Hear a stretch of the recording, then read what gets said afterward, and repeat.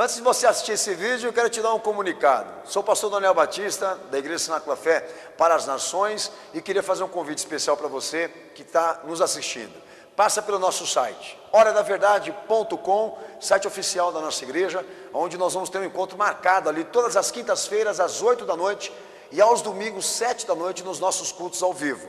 Nosso ministério com compromisso de transmitir todo o conteúdo desse culto para a edificação do teu coração. Horadaverdade.com, vou ficar muito feliz de te conhecer, de poder estar junto com você, com certeza, num só corpo, numa só fé, num só amor ao nosso Senhor e Salvador Jesus Cristo. Um beijo, um abraço, te vejo lá.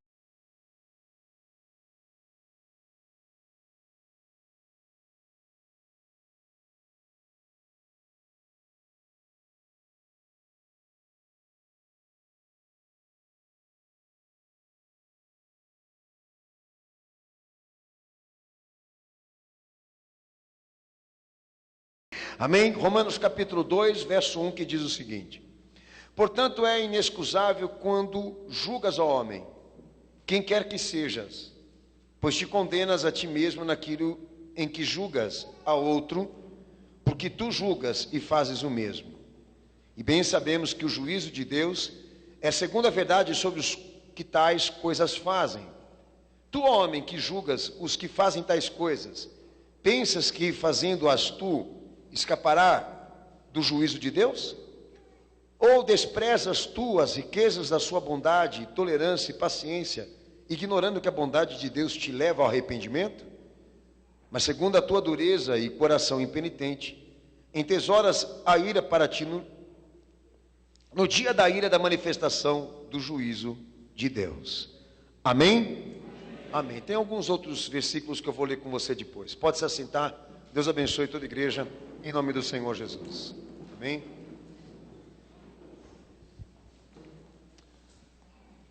O apóstolo Paulo, ele está aqui nesse capítulo 2 de Romanos, tratando sobre a justiça de Deus sobre aqueles que se pensam ou acham que são maiorais aos outros, superiores, maiorais no sentido de que pensam, acham que são mais justos. E Deus me pediu para pregar hoje sobre isso aqui. E a primeira coisa que este irmão na fé, o apóstolo Paulo, ele se preocupa, é levantar o conceito sobre o que na verdade é a justiça de Deus. O que seria a retidão de Deus? Como ele administra isso?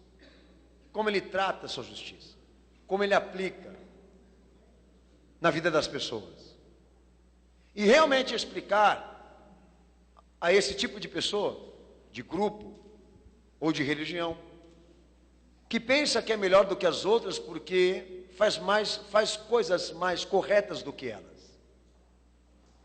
E esse tipo de comparação, de nível moral, é tratado aqui pelo apóstolo aqui como uma das maiores atrocidades contra a fé de Cristo. O fato exatamente de nós, em algumas instâncias, queremos achar que somos melhores, porque moralmente falando estamos mais preparados ou mais desenvolvidos do que certas pessoas. E ele começa a pregar sobre retidão. Você quer ouvir? Amém. Estou lá no capítulo 3, versículo 3 e 4. Você vai ler uma das primeiras coisas que este irmão ensina aí no Evangelho de Cristo, que nós temos que assimilar. Versículo 3 e versículo 4 do capítulo 3, a igreja pode ler em voz alta em nome de Jesus. Pois que, se alguns foram incrédulos, a sua incredulidade aniquilará a fidelidade de Deus? De maneira nenhuma. Sempre seja Deus verdadeiro, como está escrito, para que sejas justificado quando falares e venças quando julgares. Amém. Aqui tem um texto profético do salmista que Paulo ele utiliza exatamente para explicar sobre a retidão de Deus. E o que ele diz aqui? Ele diz que a retidão está ligada à fidelidade de Deus. A retidão que a Bíblia aplica, a moral, a integridade espiritual, está ligada à fidelidade de Deus. Devem ser cumpridas.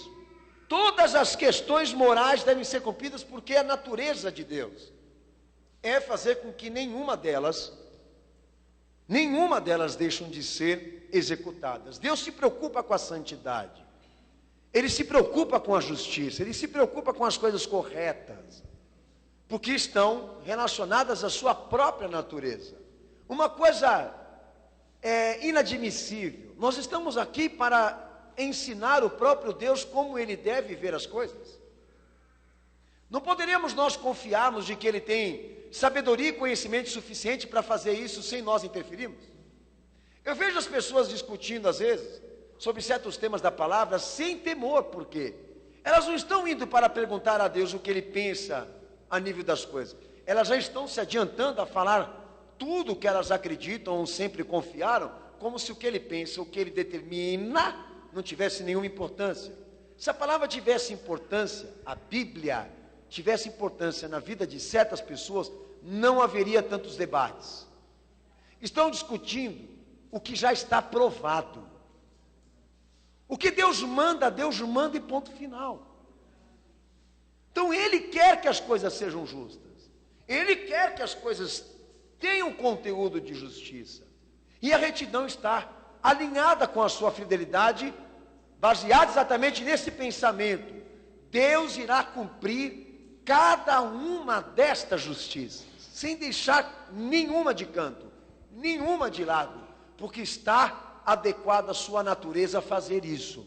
E Paulo trata aí, claramente, que se nós temos o entendimento de que Deus Ele é fiel, então é óbvio, é mais fácil eu errar do que Ele errar. É mais fácil eu falhar do que Ele. Então essa é a confiança que nós temos em relação a Jesus, que o que Ele nos ensina, nós não precisamos ficar debatendo. É tão certo e tão correto o que Ele nos ensina, que nós temos que praticar. Se debater, se discutir, perder o gosto, é porque você não confia. Outra coisa importante que ele fala sobre retidão, e conceito de retidão. Capítulo 1, versículo 17, a igreja leia em voz alta para o pastor, por favor, em nome de Jesus. Pode ler.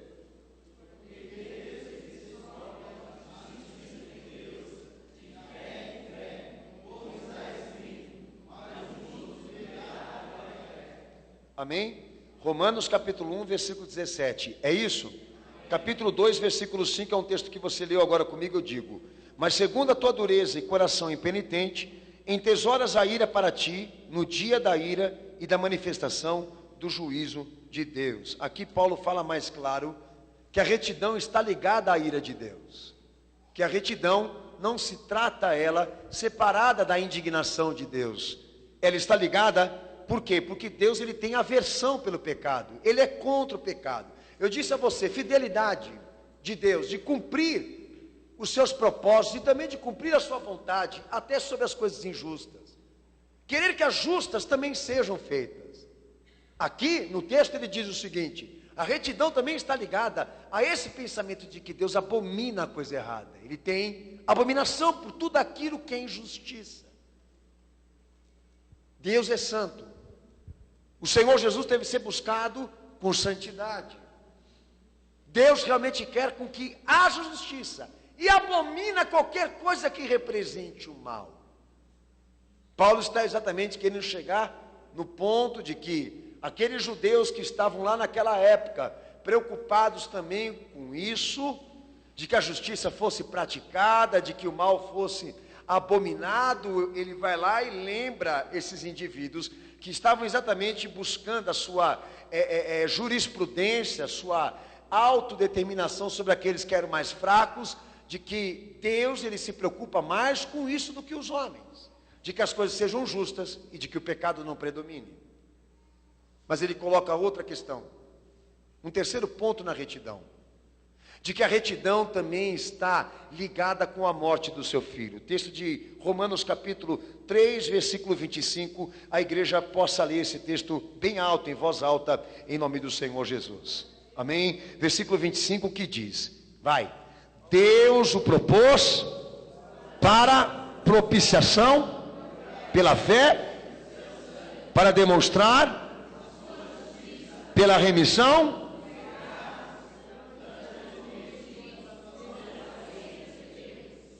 A morte de Jesus também manifesta a retidão de Deus e a justiça dele. Ao mesmo tempo em que Deus quer com que as coisas sejam justas no homem e abomina muitas vezes o pecado, entrar com indignações a respeito daquilo que os homens fazem de errado, a justiça de Deus, a sua retidão, também está ligada com a morte do seu filho na cruz do Calvário. O que Paulo está querendo lembrar esses homens aí? De que no Evangelho, quando Jesus ele desce na terra e a virgem o despoja, na semelhança de um homem para ele morrer pelo pecador, hoje, o mais justo, o mais correto no Evangelho em dizer o que é o homem, é que todos são merecedores da condenação. O mais justo, o mais fiel, o mais certo, à luz do Evangelho, é dizer, todos nós merecemos a condenação. E Deus procurou um justo e não achou. Por isso enviou o seu filho, para que ele buscasse, por intermédio da sua morte e do seu sofrimento, a justiça que ele precisava ter, que os homens não o deram. Deus abomina o pecado e quer a justiça, mas olha para nós e não enxerga um justo sequer. Então a coisa mais correta, mais certa, mais digna, mais fiel, seja judeu ou não judeu, é dizer, todos nós merecemos ser condenados pelo que já fizemos. E não há um justo sequer. Desde Adão até hoje, não nasceu um homem para Deus perfeito, que desse a ele o que ele precisava. Por isso ele necessitou e precisou enviar o seu filho e fazer com que ele fosse esfolado e moído pelos seus inimigos, para que ele pudesse ter a morte de um santo e de um justo e buscar a justiça que ele precisava para receber gente como a gente, sem mérito, sem honra, sem justiça, sem santidade. Portas iguais a essa que foram abertas porque o seu filho existe, não porque nós merecemos alguma coisa. O justo no Evangelho a dizer é isso: todos nós padecemos e merecemos a condenação. Se Deus for nos julgar hoje, todos nós seremos condenados. Se Deus for nos julgar mediante aquilo que nós já fizemos até o dia de hoje, ninguém vai escapar aqui. Então o debate de quem peca mais ou quem peca menos é inválido para quem está se alimentando de Jesus, porque quem se alimenta dele e do que ele representou na cruz tem uma outra visão sobre as coisas erradas ou sobre as coisas certas. O mais justo é dizer que você vai ser condenado. Na justiça de Deus, a retidão também está ligada com a morte do seu filho, e ela nos avisa: se depender do que nós somos e do que nós fizemos, todos aqui vamos queimar no fogo do inferno. Então, se alguém quiser se exaltar, se alguém quiser ser melhor do que alguém aqui, está contra a justiça de Deus, que determina exatamente de que essa patente de dignidade seja confiscada de qualquer homem que já existiu aqui. A justiça de Deus é essa, de que todos se sentam no banco do réu e no banco do culpado, para entender o motivo pelo qual Jesus esteve aqui. Paulo ele desenvolve isso, porque na visão dele, aqueles judeus que estavam querendo ser melhores do que os gentios, por reterem a lei de Deus e a história de um povo de Deus, querendo ser melhores do que os outros, ele tenta lembrá-los de que toda aquela peregrinação histórica de Israel foi completamente inválida, porque tudo aquilo lá não conseguiu tirar um que pudesse atingir a justiça que Deus precisava. Todos falharam, todos erraram, todos pecaram. Então daí vem uma outra informação importante para você que está aqui. Romanos capítulo 3, verso 5 ao verso 10. A igreja vai ler em voz alta, por favor, em nome de Jesus. Mas se a nossa justiça faz surgir a justiça de Deus, que diremos? Será Deus injusto, trazendo ira sobre nós? abre aspas, falo como homem. Espera só um pouquinho só. Se Deus te condenar, Ele é injusto? Você está falando não em respeito a mim? Deixa eu te explicar. Vou parar aqui para te dar uma noção. Se uma pessoa comete alguma coisa errada contra você, como você a trata? Você a trata com condolências? Se ele entra na tua casa, rouba tudo que você tem. No outro dia você deixa ele sentar na tua mesa e comer tudo que você tem? Ele te trai pelas costas, ele faz um monte de maldade contra você. No outro dia você está recebendo ele como um amigo? Então por que querer que Deus faça o mesmo com você? Você transgride, desobedece, não dá a mínima, faz um monte de besteira e de repente Deus é obrigado a te aceitar da maneira como você chega aqui. É isso que estão impondo para ele agora. É o que Paulo está falando aí.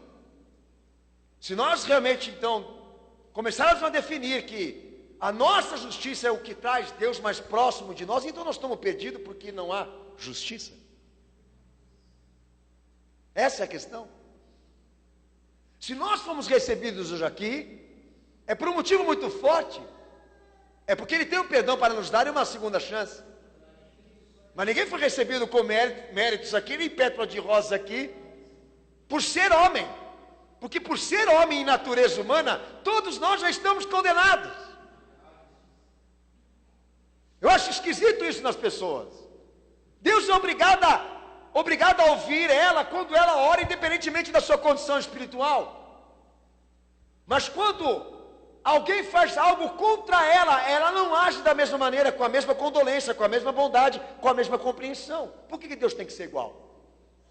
Então se dissermos, nós merecemos a condenação, o Evangelho diz, é justo? Nós não merecemos nada de Deus, é justo? É verídico? É fato? Pois foi isso que trouxe Jesus aqui. O fato de eu e você não pudermos dar a Deus o que Ele precisa.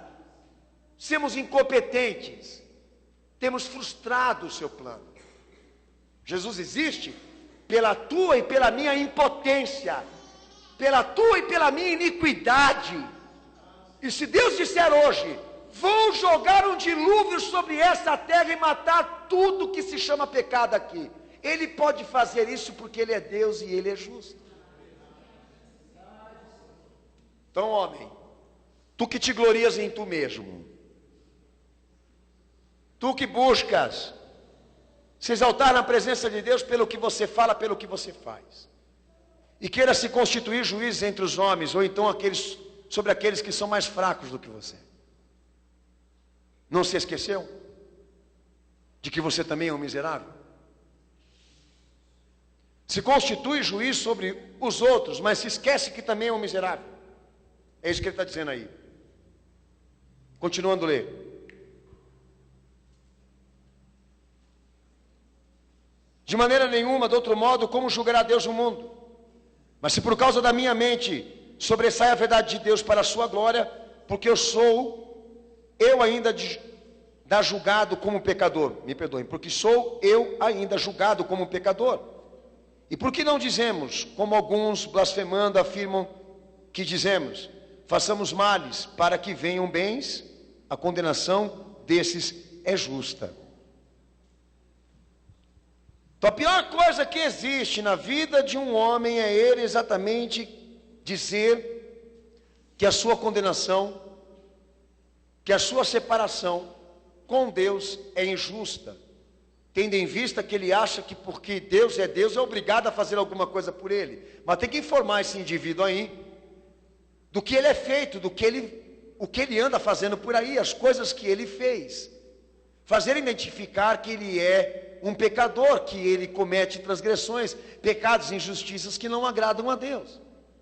Tem que avisar esse indivíduo aí que ele não tem elementos para que Deus possa honrá-lo em qualquer coisa. E se Deus aplicasse os juízos sobre ele, ou sobre mim, ou sobre qualquer um, haveria justiça suficiente para isso. Então Paulo tenta lembrar aqueles homens que estavam lá, que a retidão também está ligada à fé. O que foi manifestado também deve ser apropriado no homem. O que Paulo está querendo dizer é o seguinte: Jesus morreu na cruz do Calvário para dar a nós uma chance que deve ser apropriada em nós. A fé é o quê? É uma licença. A fé o que é? É um direito. A fé o que é? É uma condição que Jesus buscou lá quando morreu por nós, que nós não tínhamos. E que porque agora Ele existe, e porque agora nós cremos nele, e porque agora todos nós viemos em busca dele, há uma esperança de que Deus nos salve, de que Deus nos guarde, de que Deus cuide de nós. Porque esse direito, essa licença, é mérito de Cristo, não é do homem. Para Deus não importa o que o homem faz, importa o que o Filho fez. Pois é por intermédio do que o Filho fez lá, que Ele te recebeu hoje aqui, miserável. Que Ele te recebeu hoje aqui, pecador. E se Jesus nesse momento agora não fizer alguma coisa por nós, se Ele não intervir, se Ele não agir, se Ele não se manifestar sobre as nossas vidas, estamos sendo direcionados para uma condenação merecível. Então hoje nós olharmos um para os outros e ficarmos medindo aqueles que fazem mais coisas certas ou aqueles que fazem coisas mais erradas, é uma perca de tempo para o Evangelho. Porque ele já é a favor de que quando se entrar nesse mérito de quem é bom ou quem é ruim, que o Evangelho diga que todos são miseráveis. Se você tem problema com isso, o Evangelho não tem. De qualificar o homem como sendo um miserável, um pecador, alguém que está prestes a ser condenado, se Jesus não fizer alguma coisa por ele, ou ele não vier para Cristo agora. Muitos têm a visão de que entram para o cristianismo para se completar. Mas quem entra para Cristo, não entra para se completar pelas coisas boas que já fazia. Entra para se salvar. Eu não sei qual é a tua cabeça, mas o que o Evangelho ensina é isso aqui. A igreja não é o lugar dos bons, a igreja não é o lugar onde estão os bons cidadãos. A igreja é lugar para guardar pessoas que possam explicar os motivos pelo qual Jesus esteve aqui, que possam traduzir isso em pequenas palavras, as mais simples. O que fez Jesus morrer, ou então porque Deus permitiu que o seu filho fosse atrocidado da maneira como foi, na pior sentença. E eu lhe garanto que tem muita gente batizada nas águas, em muita igreja por aí, que não sabe dizer, que não sabe explicar, porque agora tem uma Bíblia e agora professa o nome do Senhor Jesus, ergue a cabeça como se ele fosse a pessoa mais santa do mundo. E o que ela deveria estar fazendo agora? Ao invés de levantar a crina e sair por aí como alguém superior aos outros que estão lá fora, abaixar a cabeça e explicar aos outros o motivo dele ter escolhido Jesus. E lá mansinho e quietinho dizer para aquela pessoa que da mesma forma que Deus a recebeu com dívidas, Deus também pode perdoá-la, se ela crer naquele que tem o poder de salvar. Sabe, muitas pessoas entram dentro da igreja para se tornarem santas. Eu entrei para me tornar um cristão.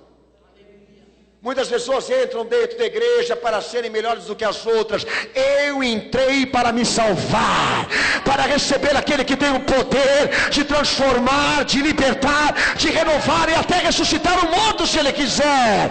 Eu entrei na igreja e hoje eu sou pastor para fazer valer a pena esta fé, a fé no Redentor, a fé no Salvador, a fé naquele que tem o poder da vida e o poder da morte, que tem o poder da justiça de Deus, que tem sobre os seus ombros os nossos pecados, a nossa condenação, para provar o quanto Ele nos ama e o quanto Ele quer a igreja aos seus pés, o quanto Ele quer os seus crentes ali aos pés da cruz aonde Ele foi doado por nós. A justiça de Deus é esta: Jesus Cristo crucificado por nós. Esta é a justiça de Deus que salva, trazer o homem a Cristo e dar ao homem esta fé de que Jesus é poderoso para fazer qualquer obra e qualquer transformação na vida de um pecador. de receber uma pessoa imunda e fazer dela uma serva sua, um servo seu. Os homens não entendem isso, mas nós entendemos. O mundo não entende isso, mas nós entendemos e compreendemos. Por mais que Deus ele tenha vontade de que a justiça prevaleça, por mais que Deus nesse momento esteja preocupado em banir o pecado desse mundo e da vida das pessoas, a sua retidão também está ligada ao fato de que ele deu um filho por você. E agora você está ligado a Cristo, não por uma opção religiosa, porque Jesus tem uma coisa lá com ele que você não tem: direito. Então, se alguém entrou hoje aqui batendo a mão no peito e dizendo que é alguma coisa e que não merece o que está passando, não merece o que está sofrendo, sabe, eu achava que Deus não ia me abandonar, que Deus, esse cara está pensando que ele é quem, filho? Está mamado, cachaçado, drogado, prostituído, adulterado, fez um monte de besteira na vida, agora está questionando a fidelidade de Deus, a justiça dele. Você é retardado? Você não lembra as coisas que você fez? Outro dia estava lá fazendo um monte de besteira, de repente no dia seguinte deu uma amnésia na cabeça dele, e ele de repente virou um cidadão novo. Eu queria saber qual é o fenômeno, porque a capivara está lá, está tudo documentado que você foi até o dia de hoje, mas de repente você esqueceu e veio aqui para dizer que Deus não é fiel, que Deus não te ama, que Deus não está presente, que Deus não existe, pelo simples fato de você, nesse momento, estar sofrendo e não encontrar uma solução. Você tem que bater a mão no peito e dizer o seguinte: eu mereço tudo que está acontecendo comigo, ele não. Ele levou sobre ele uma condição que ele não merecia, nós merecemos, ele não. É como um bandido à direita falou para o retardado da esquerda: você fez maldade, eu fiz, ele não. E ele ora para o Salvador e diz o que? Senhor, quando tu entrares no paraíso, lembra-te de mim. Lembra-te de mim, Senhor, porque eu sei que eu sou um pecador e o Senhor é o Santo de Deus. E Jesus olha para ele e diz: ainda hoje tu entrarás comigo no paraíso. Aleluia. Naraca puriá seresta poderosa. Estou lá no versículo 3 do capítulo 2 que o pastor li com você, fazer uma observação até aqui. Então Paulo lhe diz o seguinte: ó tu homem, que julga os que fazem tais coisas erradas, pensas que fazendo tu isso, escaparás do juízo de Deus? Ele está querendo dizer aí, porque você tem conhecimento e causa de saber dizer o que é pecado e julga quem peca, você acha que você fazendo isso, você vai ter uma condição melhor do que eles? Entende? Porque você está mais preparado em dizer o que eles estão fazendo de errado, e ir lá dizer a eles: está errado, vocês estão pecando. E eu faço isso porque eu sou pastor, é o meu ministério, mas esse texto também é para mim. Você acha que porque você está exortando, disciplinando e chamando a atenção deles pelo que eles pecam agora, vai fazer você ser uma pessoa mais justa do que eles? Não. Não. A moral existe no Evangelho para te aproximar de Jesus, mas não para te fazer uma pessoa salva. A moral, a santidade existe no Evangelho como regra para você poder agradar o teu Senhor agora, não para ser salvo, porque ser salvo é outra coisa, é você crer nele, é você dizer: agora eu vou viver o Senhor até o último dia da minha vida, eu creio no Senhor, eu admito o Senhor na minha vida com todas as certezas que o Senhor merece. Isso salva. Essa é a justiça de Deus, poder dizer lá no teu lar que há crentes do Senhor Jesus ali, que há pessoas que hoje vivem por Ele, que não se enxergam sem Ele.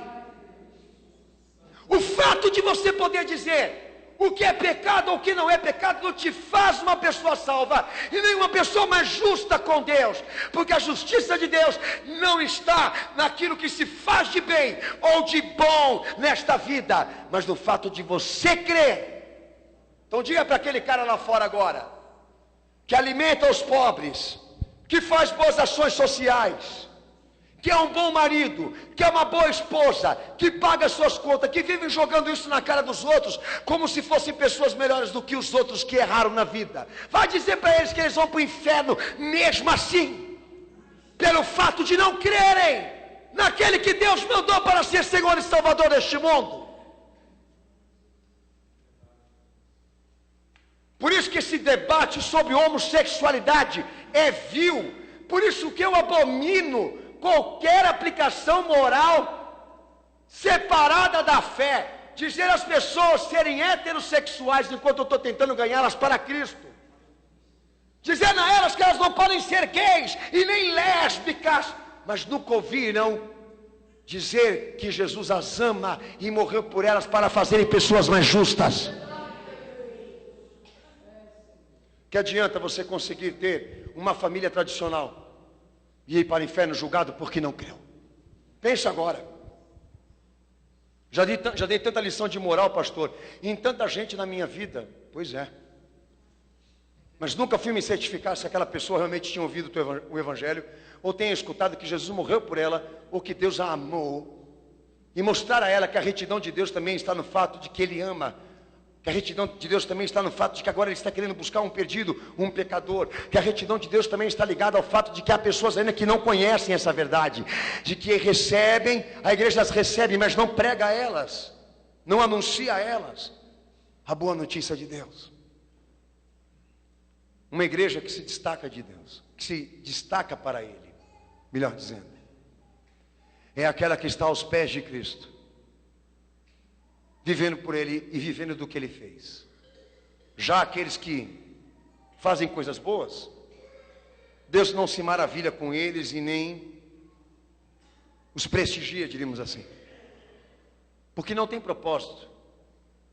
Deus também cuidar desse lado, aonde os homens estão querendo buscar a Deus com a sua própria justiça, porque ali, quem usa a sua própria justiça para chegar até a Deus, ele está se condenando. Quem usa do que é, do que faz, do que fala, para reivindicar de Deus o seu direito, ele está se autocondenando. Mas aqueles que estão aos pés de Jesus, aos pés de Cristo, o adorando, o servindo, o obedecendo e valorizando tudo o que Ele é, Ele está criando um caminho de esperanças, recebendo grandes chances de amanhã Deus não condenar. Olha para esse homem que está aqui em cima desse púlpito agora e entenda que ele é um trapo de imundícia sem Cristo. E se hoje eu sou pastor, é para comunicar a você de que Jesus, Ele é tudo e o homem não é nada. De que essa igreja foi aberta para Ele ser adorado, reconhecido e aceito na vida das pessoas, não o homem que prega aqui em cima, porque esse aqui é trapo de imundícia, foi o pior de todos aqui. Garanto para você que, se tratando de quem pecou mais, eu pequei mais que todo mundo aqui. Depois, se você quiser saber o porquê, eu te conto, não vai ser hoje. Então, como achar que esse nível em que estou aqui agora vai me separar de vocês? Por mais que eu esteja pregando aqui, o meu lugar é aí com vocês, porque foi dessa condição que Ele me resgatou, e continuo nela. E por mais que eu faça coisas certas e corretas como servo dele, eu continuo no banco do réu, precisando dele, e miserável como nunca, e não desprezando as coisas que o mundo despreza dele: o seu perdão,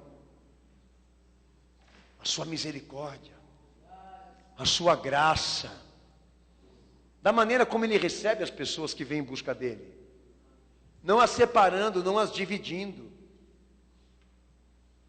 mas recebendo com amor e misericórdia, e dando a elas a chance que o mundo não vai dar, que a família talvez não dê, que o marido, a esposa talvez não dê, e Ele vai dar. É tão perfeito que para alguns não cabe isso. Deus ser exaltado porque Ele morreu não cabe na cabeça de alguns aí, de que Ele ser exaltado porque Ele substituiu a nossa condenação, porque eles querem exaltação própria, não querem ser amados por Deus, mas querem ser maiorais. Versículo 3, o pastor eu li com você aqui, amém? Lê o capítulo 5, verso 8 agora, cenáculo. Romanos 5, verso 8, como todo mundo percebeu, pastor, só vou ficar no texto de Romanos hoje aqui. Pode ler em voz alta, pastor, por favor.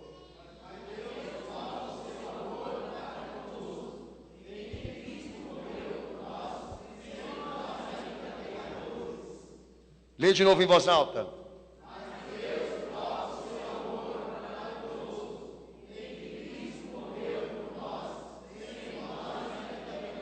Amém, Jesus?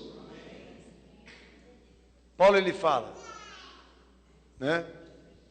No capítulo 2 e no versículo 4 ele diz: tu que desprezas a riqueza da sua bondade, da tolerância e da paciência, ignorando que a bondade de Deus pode te levar ao arrependimento. Ele está dizendo exatamente para quê?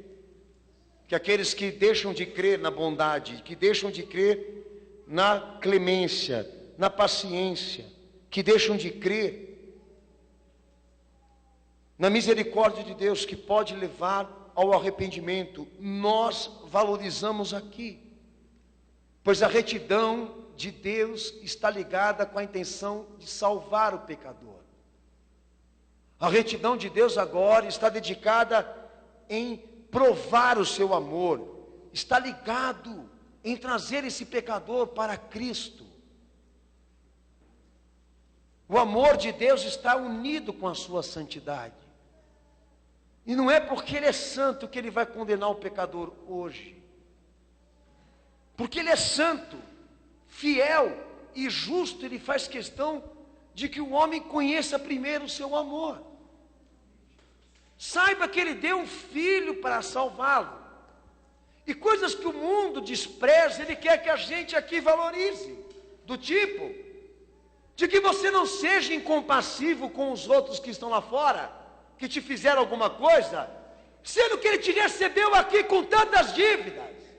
Você não consegue dar àqueles que estão lá fora o perdão de uma coisa, e Deus está disposto a perdoar toda a tua história, se você crer nele.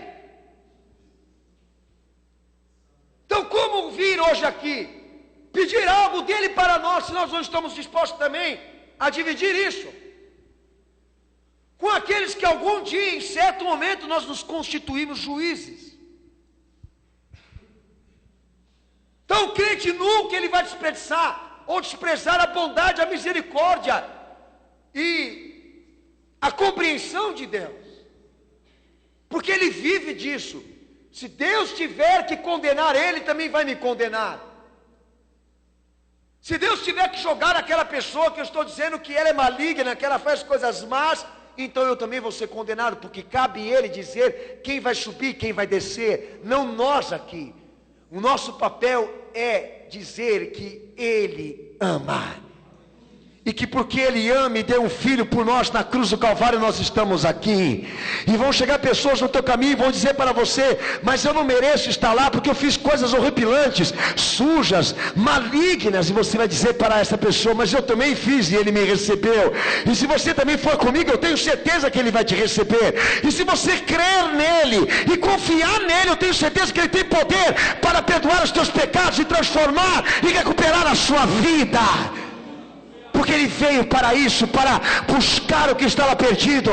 Ele veio para isso, para libertar o pecador e transformar aquele que está aprisionado nas iniquidades. Eu tenho certeza que se você for hoje lá, Ele vai te receber, porque muitos já jogaram pessoas pecadoras no caminho dele, e Ele as perdoou, e você não vai ser o primeiro. Muitos receberam o seu perdão, porque creram nele.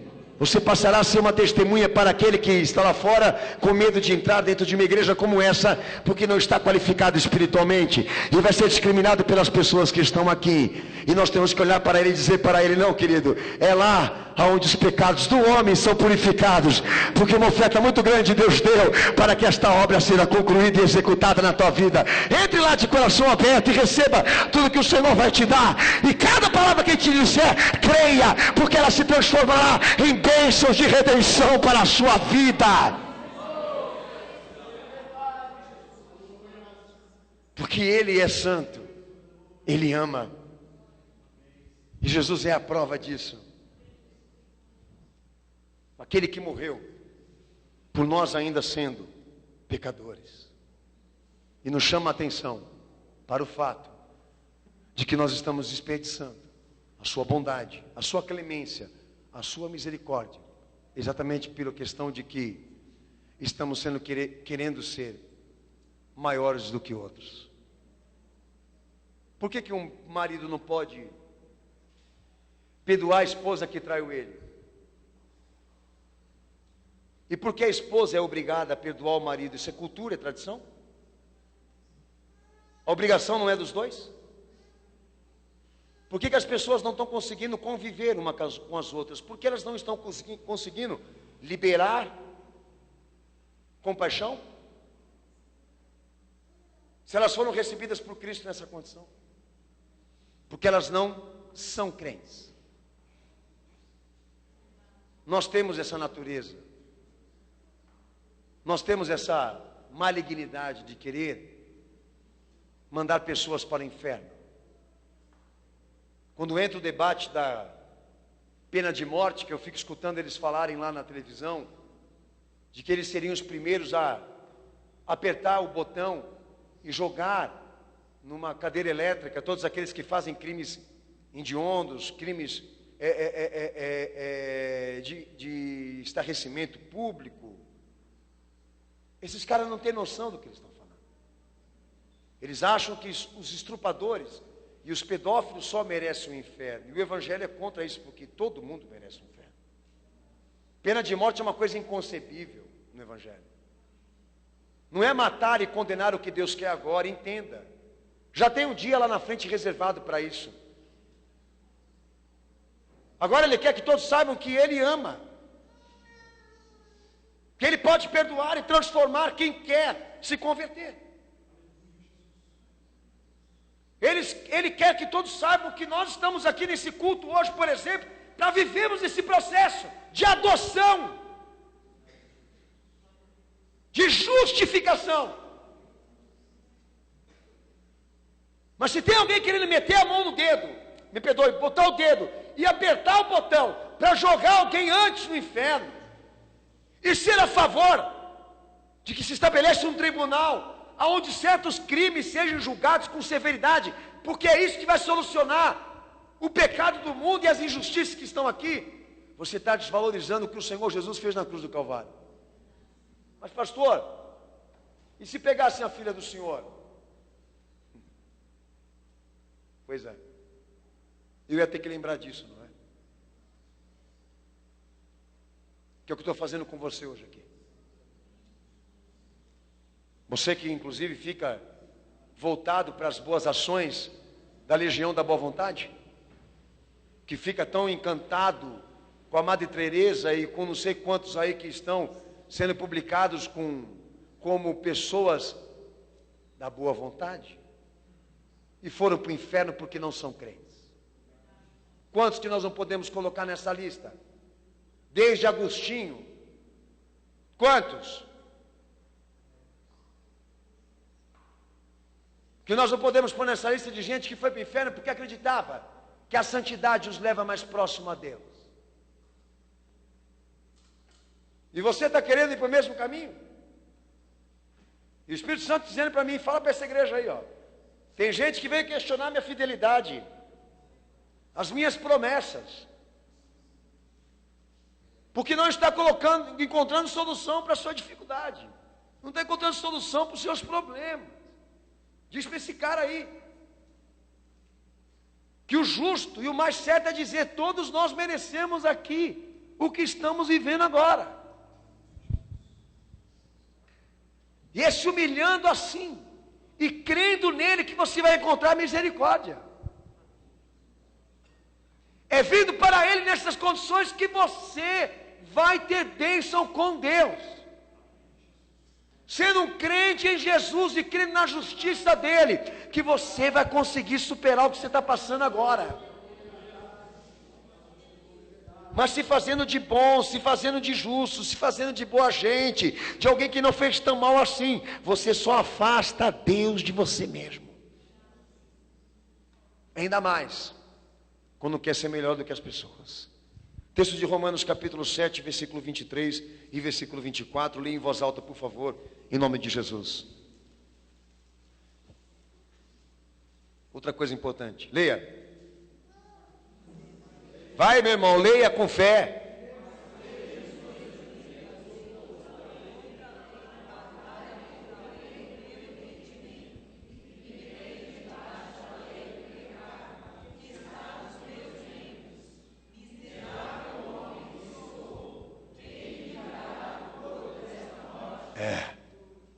Paulo está falando de quê? De um homem sem Cristo. Ele está reduzindo o homem sem Cristo à mais profunda miséria. E só há uma forma de livrar este homem da condenação: Deus por intermédio do seu Filho.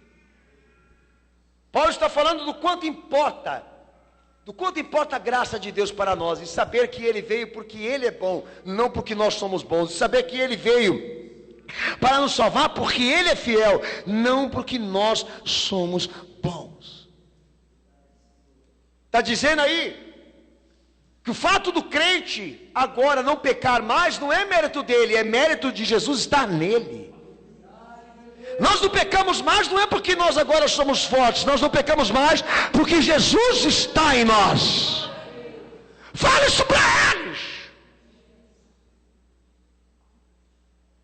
E olha para eles lá fora e diga a eles: se eu me afastar de Jesus, eu volto a fazer o que eu fazia antes. Porque a minha natureza quer o mal. E só há um que pode me afastar da iniquidade do pecado: aquele que morreu por mim e ressurgiu para me salvar. Vai dizer isso para eles: que na tua natureza e na minha não habita bondade, não habita justiça. Nós fomos programados para o pecado desde que Adão caiu.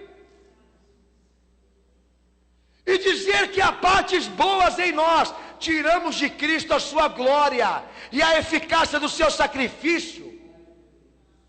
Não estamos aqui para falar da justiça de ninguém.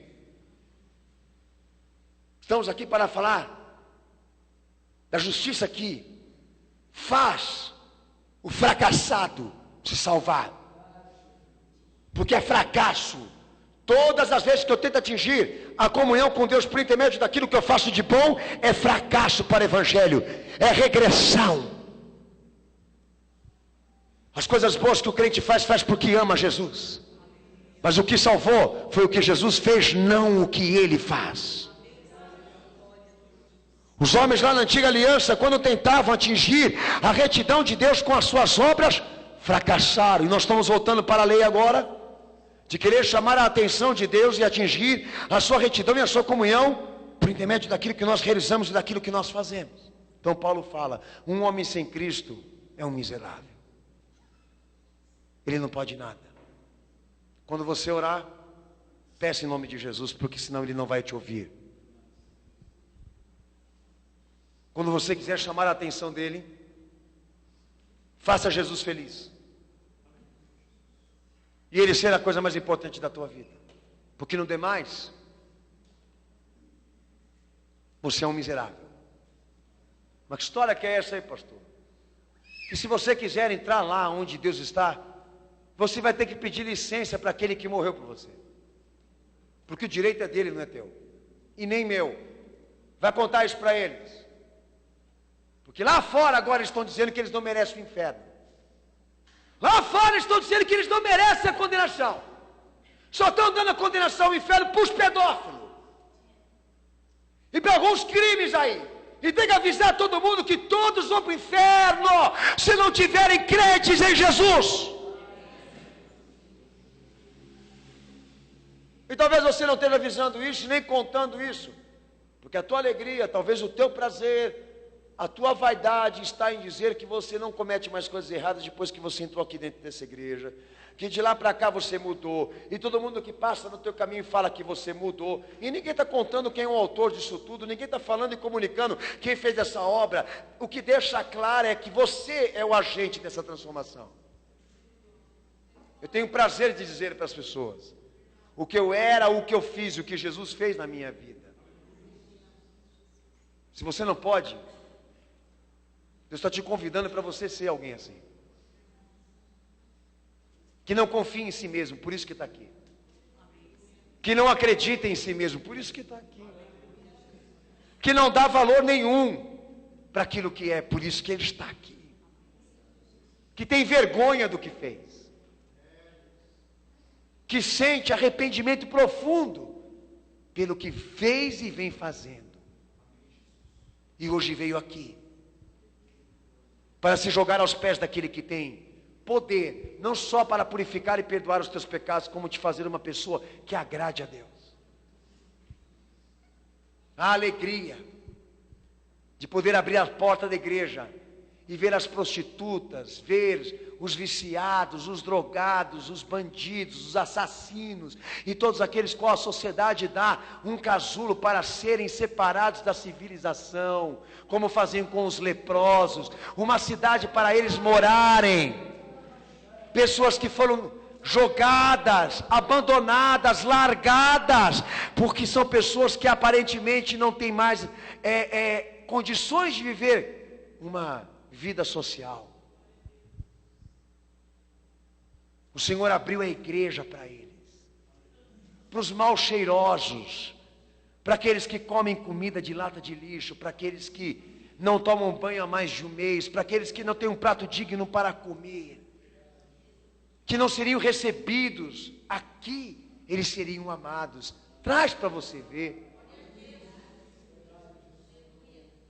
Que foi o que o meu Senhor mesmo pregou pela parábola da boda do cordeiro. Foi convidar os justos não quiseram vir. Um foi para o trabalho, o outro foi para a sua religião, o outro foi cuidar não sei do que. Ele convidou e não quiseram vir. Então ele disse aos seus discípulos: então vai agora nas ruas e chama tudo que você vê, tudo que você vê, chamem. E o salão encheu de pessoas que eram desprezadas, que eram excluídas, porque não tinham mais jeito. E o salão encheu. Como que Deus ele tem prazer de ver que os que estão aqui são aqueles que estavam jogados na rua, sem esperança, sem chance, como miseráveis, e continuam assim, aos pés dele, buscando dele o que não podem, o que não são. Isso é igreja. E por mais que o crente faça as coisas corretas, por mais que ele desenvolva metas justas, por mais que ele se preocupe com o pecado e com a iniquidade, o bem que habita nele é Cristo, não é dele mesmo. O poder que está nele veio do alto, não saiu da igreja, não saiu de homens. Se ele não peca mais, é porque Jesus está nele.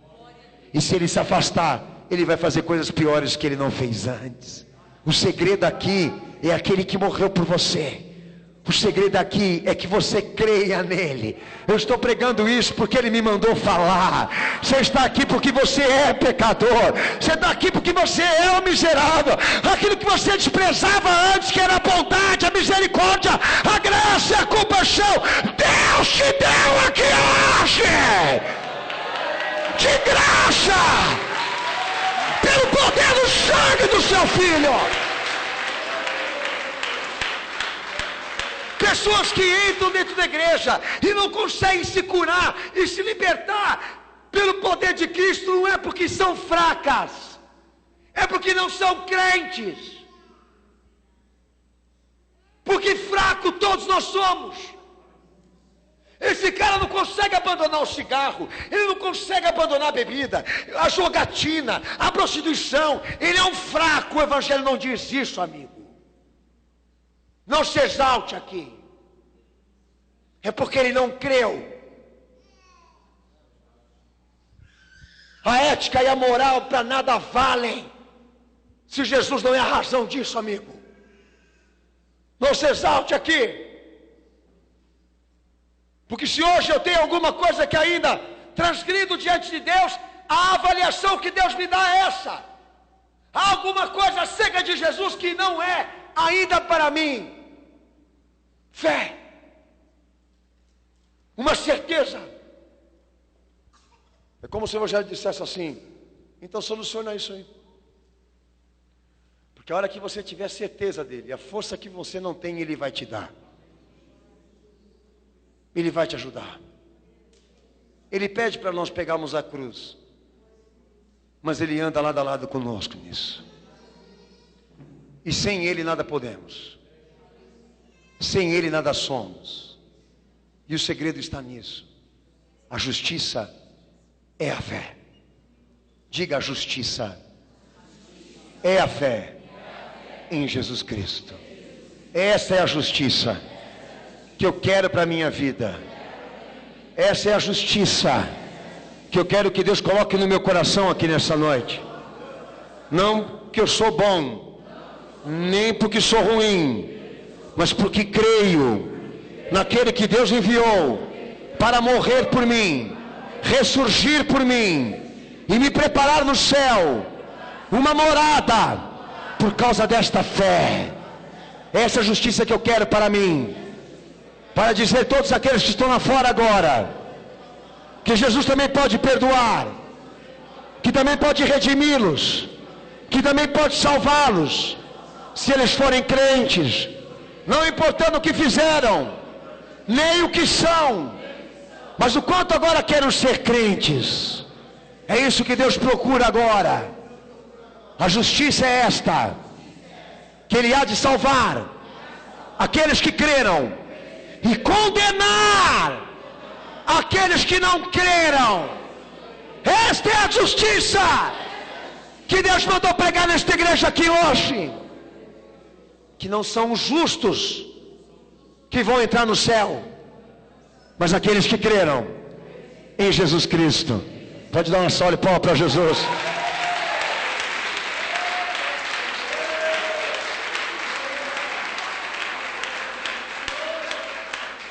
Olha para quem está do teu lado, diz para ele aí: ô amigo, o que é maior? A justiça dos homens ou a justiça de Deus? Vamos ver o que ele vai falar, né? Hã? Tem alguém retendo perdão aqui? Tem alguém aqui magoando o Senhor porque não consegue receber de novo alguém que fez alguma coisa contra você? Tem alguém hoje aqui que se acha mais justo ou melhor do que alguém ao ponto de não dar a ele essa chance? Lá no meu casamento com a minha esposa, a gente não tem como contabilizar ali quantas vezes que nós tivemos que pisar no orgulho e no eu para continuarmos juntos ali debaixo disso tudo que eu estou pregando aqui. Isso é perfeito no casamento, no matrimônio e dentro de uma igreja. É o que Jesus fez, não o que os homens fazem. Então muitas vezes, por nós não desonrarmos a Ele e não entristecermos a Ele, nós passamos por cima do nosso eu e das nossas vontades. E é essa justiça que Deus quer ver sendo praticada aqui dentro por vocês. Aquela que enriquece Jesus, não você, que prestigia Ele, não nós.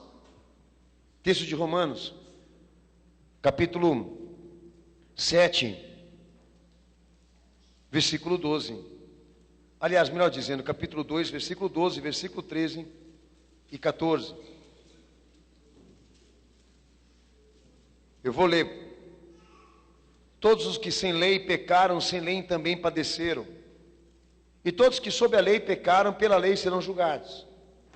Pois os que ouvem a lei não são justos diante de Deus, mas os que praticam a lei, hão de ser justificados. Quando os gentios, que não têm lei, fazem naturalmente as coisas que não são da lei, não tendo eles lei, para si mesmos são lei. Eles mostram a obra da lei, escrita em seus corações, testificando juntamente com a sua consciência e os seus pensamentos, quer acusando ou quer defendendo-os. Isso sucederá no dia em que Deus há de julgar os segredos dos homens por meio de Jesus Cristo, segundo o meu evangelho. Paulo, ele prega sobre a lei de Deus e diz aqui, para finalizar essa pregação de hoje, que a vida com Cristo não consiste em obedecermos regras, leis ou código penal. Que uma vida com Cristo, ela é controlada pelo Espírito Santo. É aquilo que o pastor disse aqui. Nós não caímos porque o poder de Cristo está em nós, porque Ele habita em nós. Então ele faz essa comparação, de que os judeus sempre tiveram a lei e o conhecimento disso, e mesmo assim caíram. E já aqueles que não tinham lei,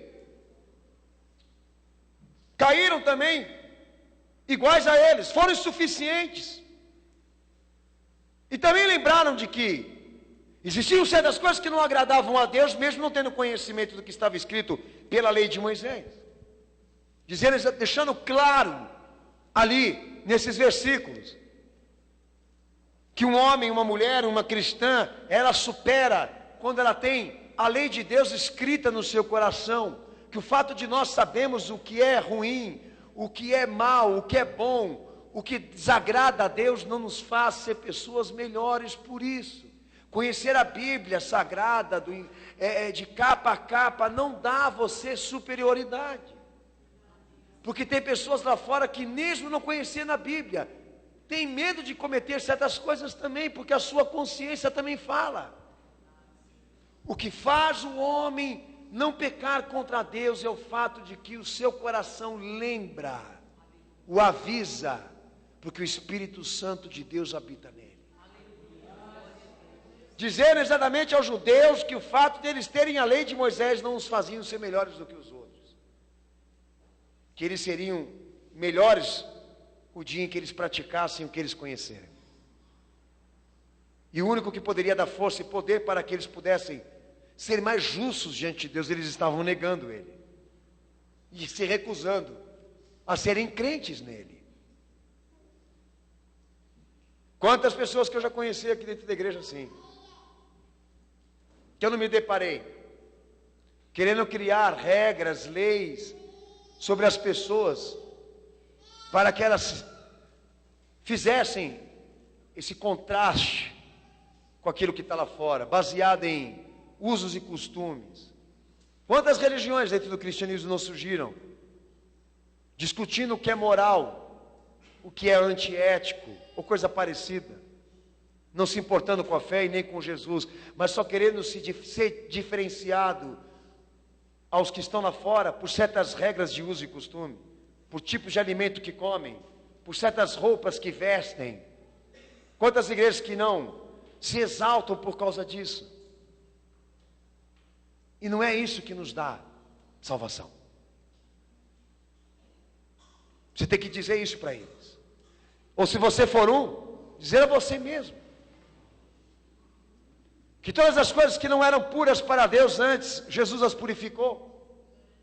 E o que contamina o homem não é o que entra nele, mas é o que sai dele. Que só o fato de você olhar para o lado errado já te faz um pecador. Então, se você não conserta o teu olhar, então por que você vai querer olhar para a vida do outro? Olha para o cisco que está no olho dele, mas não consegue enxergar a trave que está no teu. Não é isso? Tu que julgas o homem, não te preocupas de saber que você também é um miserável, de que você está impondo àquela pessoa uma regra que não é o que Deus está querendo falar para ela agora, que não é o que ela precisa buscar agora. Eu falo isso aqui na igreja sempre. Quando você for falar de Jesus para alguém, não entra lá dentro da casa dele, vendo o santo dele, vendo um cigarro no bolso dele, vendo a adega das bebidas alcoólicas, porque aquilo ali ele tem que tirar, foi ele que colocou. Entra lá e pregue para ele Jesus, dê a ele o motivo que te fez sair do lodo, das coisas erradas. É como o santo. O que adianta eu ir lá quebrar o santo da Dona Maria, que ela venera a Virgem Maria? Ela tem que fazer isso, foi ela que comprou. Eu posso quebrar aquele, mas o santo vai ficar dentro dela. Então o que eu digo para ela? Aquilo que você está ouvindo hoje, que ela sem Jesus é uma condenada, que ela sem a morte de Cristo é condenada. Essa é a questão. O que você está comendo hoje aí? Carne de porco, vai para o inferno. O que você está comendo aí? Carne vermelha. Hoje é dia de ações de graça. Você está condenado, porque está comendo carne sangrenta, e Deus vai te condenar ao inferno. São coisas desse tipo que a gente vê sendo pregado pelas pessoas, que faz com que elas se sintam melhores do que as outras, e tantas outras que você poderia também me ajudar aí. O que você pode me ajudar aí? Você entra dentro de uma igreja, as pessoas te olham de cima até embaixo, e julgam você pela tua vestimenta, pela tua aparência. Esse é o conceito errado. É óbvio que se entrar uma mulher nua aqui dentro da igreja, aqui não vai ter como. Mas não é disso que eu estou falando. O que essa pessoa está precisando agora? Saber que a roupa dela não está adequada, saber que o comportamento dela não é um comportamento digno. Ela está precisando de ouvir Jesus aí, meu amigo. Ela está precisando de conhecer Jesus, e você não está dando isso a ela. É hora agora de você falar para ela guardar o sábado, guardar a lua, guardar o dia do sol, orar 3 vezes ao dia, fazer 7 dias de campanha, receber o olho do pastor, que é a extrema unção. É isso que eu tenho visto. E o evangelho querendo resgatar essa pessoa pela lei de Deus, que é a palavra escrita no coração, a palavra escrita pelo dedo dele. Numa experiência como essa aqui, Jesus, eu te aceito, eu te recebo. Hoje aqui nesta noite comunico o Senhor e Salvador da minha vida. Entra em mim, Senhor, e escreve a tua palavra no meu coração, para mim não pecar mais contra ti. E me dá força, Senhor, para sair deste mal. Que mal? O mal do orgulho, da prepotência, o mal da justiça própria, o mal da autoveneração, o mal da autoexaltação. Eu quero libertação. Eu quero me olhar no espelho e me enxergar como miserável. Eu quero me olhar no espelho e me enxergar como um homem que não tem direito algum perante o Senhor. Eu quero todos os dias poder levantar a minha cabeça do travesseiro, me ajoelhar e dizer: Senhor Jesus, obrigado por este dia, obrigado por esse instante, por este minuto, pelas oportunidades que eu vou ter hoje, porque o Senhor as deu a mim pela graça e pela misericórdia. Opera em mim, Senhor Jesus, a tua libertação. Filho, você já era para estar condenado, você está vivo porque Deus se compadeceu. O negócio aqui é você virar o teu olhar para Ele e se enxergar. E parar de ficar querendo medir situações, realidades que só compete a Deus julgar. O papel da igreja, agora, nesse exato momento, é fazer com que a sociedade, os homens sintam esse peso, o peso deles não crerem, de não serem crentes, de não aceitarem Jesus. E os que dizem aceitá-lo, não amá-lo e não obedecê-lo. No demais, tudo é vaidade, tudo é religião. São 22 anos da minha vida pregando em púlpitos como esse daqui, e nem por isso me faz uma pessoa salva. O que me fará salvo vai ser o céu confirmar que tudo isso que eu fiz na minha vida, desde o dia que eu me converti, foi para Ele e não para mim. Então por isso nessa noite eu não vou te cobrar nada do que eu fiz aqui. Porque o propósito aqui é esse. Todos nós estamos sendo cobrados aqui. A não nos excedermos na justiça que opera em nós. A que nós realizamos. Porque para Deus de nada vale ela. Porque a justiça é essa, crer nele. E fazer o que ele manda. Isso é o que salva. É isso que faz um homem se aproximar de Deus. É isso que Deus quer que você faça hoje aqui. Eu descobri uma lei. A lei do amor. E foi essa lei que me salvou. Já disseram assim para mim assim: quem que ele pensa que ele é para ficar pregando essas coisas? Eu não sou nada mesmo.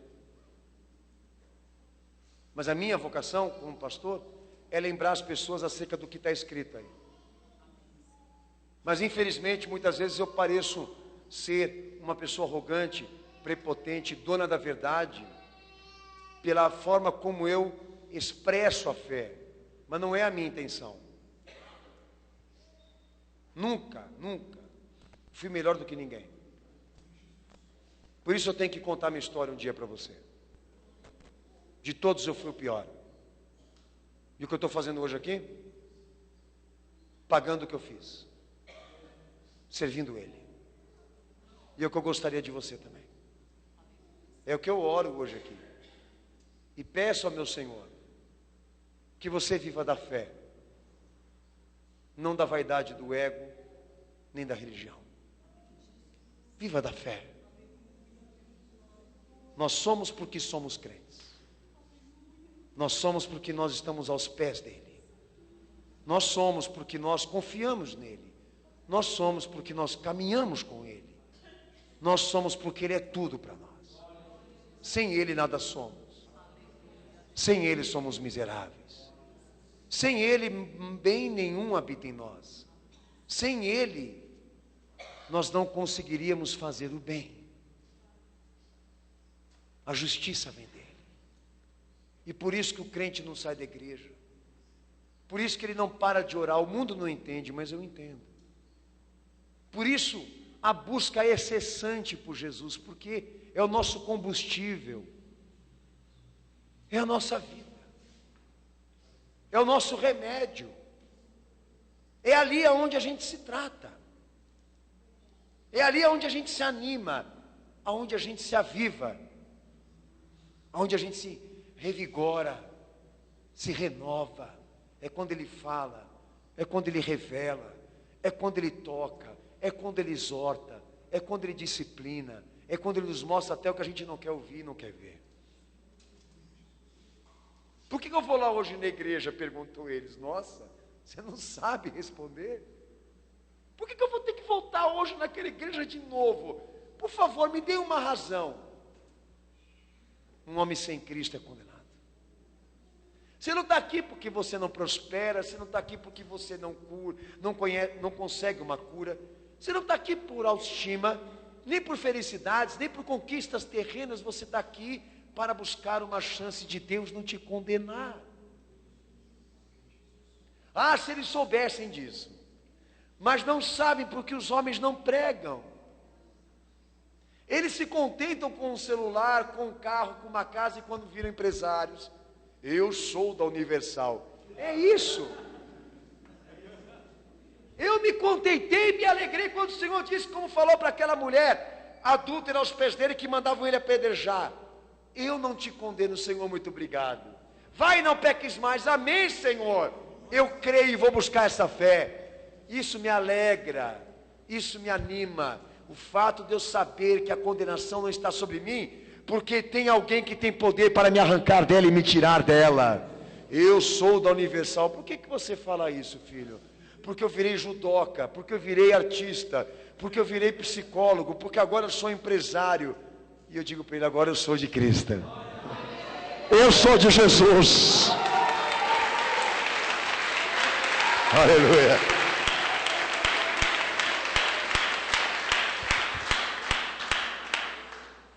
Não interessa o tamanho do teu pecado, nem o tamanho da mancha que você tem aí. Mas se você está disposto hoje aqui, entregar a tua vida para Ele e se arrepender. E se você se arrepender, ainda faça o juízo da palavra desse irmão aqui, é porque Deus te ajudou. Não se exalte. Vá à procura dele aqui nessa noite. Ele pode te salvar. Ele pode te perdoar. Ele pode te ajudar. Pastor, mas eu não tenho mais esperança. Você não tem, mas Ele tem. Vai lá hoje. Olha para Ele. E diz para Ele: eu sou fraco. Sou miserável. Impotente, transgressor, imundo, Senhor. Um miserável que precisa do Senhor nessa noite. De uma palavra tua, de compaixão e de misericórdia e de perdão. Que liberte um pecador das garras dessa escravidão. Que dê ao pecador a chance de ele ser uma pessoa nova. Vai aos pés dele hoje. Peça a Ele o perdão que você não tem. O perdão que você não consegue dar. Vá lá e Ele vai fazer uma obra na tua vida hoje. Você não precisa dessas mãos. Se você tem a fé, você tem tudo. Se você crê nele, você já tem o que mais Deus quer. Ele faz nova todas as coisas e limpo qualquer coisa. Ele só procura um coração que o queira, que o deseje, que tenha vontade dele e ansiedade por ele. Só isso ele está procurando hoje aqui. Gente que queira ser crente e não juiz. Gente que queira ser crente e não pessoa reta, boa ou justa, mas que queira ser um crente nele, porque é isso que vai fazer ele salvar hoje aqui. Essa é a diferença entre o que vive da fé e o que vive da sua própria justiça. A diferença é essa, que um é salvo e o outro já está condenado, porque um quer se humilhar e o outro ser o maioral. Se há pessoas aqui neste culto hoje, olha, esse altar, ele está reservado aqui para a gente vir aqui ajoelhar, para que esse altar seja molhado com as lágrimas do teu coração, com as lágrimas da tua alma, de um Deus que você afrontou, transgrediu, desprezou, humilhou, escandalizou, e hoje você quer ter um encontro com Ele, quer fazer o conserto da tua alma, se tornar um crente em Jesus de verdade, mesmo batizado, mesmo de alguma igreja evangélica, pouco me interessa. Venha para entregar a tua vida para Jesus hoje, porque quem peca não o viu e nem o conhece. Quem diz que está nele, anda na luz como ele está. Então sai do teu banco, se você quiser, vem aqui na frente agora, dizer: sou eu. Os internautas que queiram também façam o mesmo em nome de Jesus.